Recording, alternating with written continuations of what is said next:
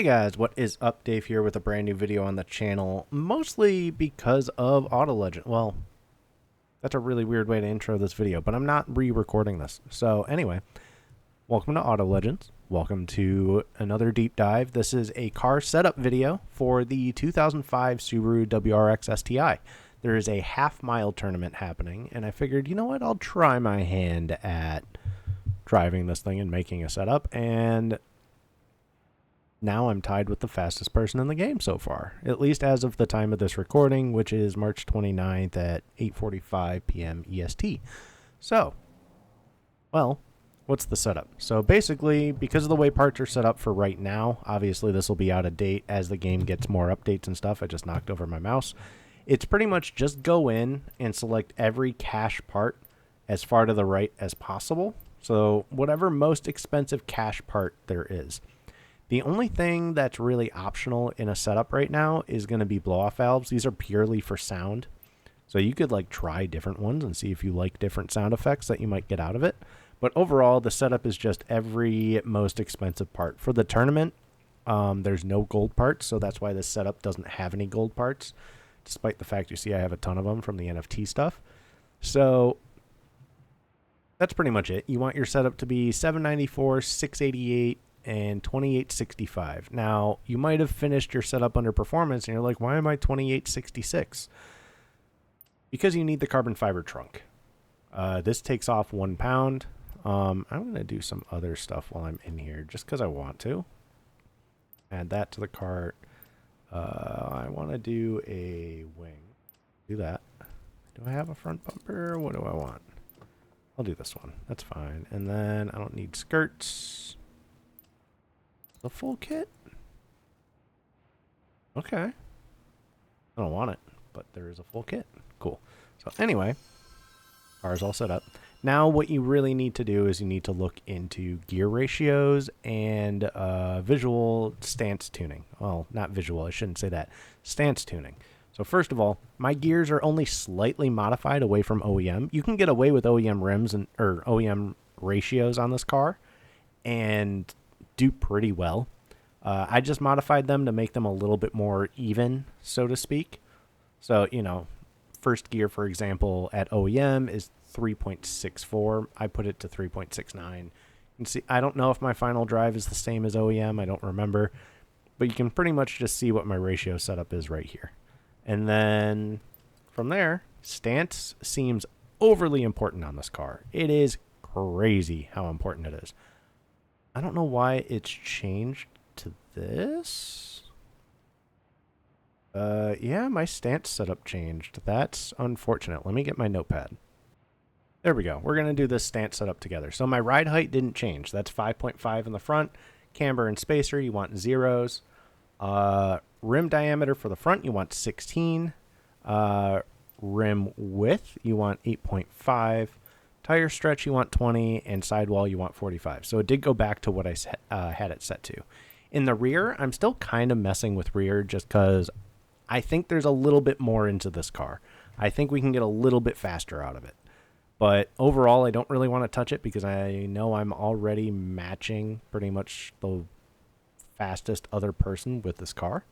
So realistically, ride height about 4 inches. I've been going between 4 and 4.5. Camber and spacer at 0, obviously. You want your rim diameter on the rear to be 15. So the way you can do that is you just kind of mess with everything. Just drop this. I wonder if I mistyped because I'm not going to get a 15 out of this, am I? Oh, there we go. So 15, and then you want your rim, or your rim width at 8. Why can't I do that? Tire stretch you want at 0. Sidewall you want at 55. There we go. So now I can do 8, 0, and 55. There we go. That'll save. That's my stance setup for this car. I don't do anything with camber. I don't do anything with spacers. That's it. Now, the really important thing that I think I'm doing differently than everybody else is, yes, you can full rev launch this car. Yes, you can also idle RPM launch this car. And realistically, that'll get you pretty far with this car. My best time in this car so far is 13.758. And what I'm doing differently from everybody else is I am drop launching, kind of like Racing Rivals. I drop launch to roughly 4,000 RPM, and that's when that's where I launch, which is just a slight bit higher than perfect launch, which is awesome. So basically what we're going to do here is I'll do a quarter mile here on test track, which should be like 8.8 something. I think my best is like 8.86, but I'll show you basically how I launch. So I drop, and then shifting, the shift point is very important. You want to shift roughly like 7,200 to 7,400 RPM on every single gear. I use nitrous in second. Some people are using it in third. You just kind of got to figure out what works best for you. But as you can see, there's my 8.88. Sometimes I 8.6 or 8.86. Sometimes I, 8.6 or 8.85. It just kind of depends. But let's hit up hangers, and I'll show you a couple half miles against a bot. So, there we go. So I'm just going to go against Ricky here. We'll do a 5,000 bet, just because I haven't hit my cap for the day yet, so I need my 75K of epic moneyness. And we're going to do this. So, like I said, you want to launch roughly 4,000 RPM. Drop launching is incredibly difficult, though, with the whole, with launching and, like, getting a good reaction time. That's for sure. I'll give you that. But other than that, it's a pretty easy car to race, to be honest. It is a little bit touchy if you shift way too late. Obviously, you're going to have problems. If you shift too early, it doesn't seem to care as much.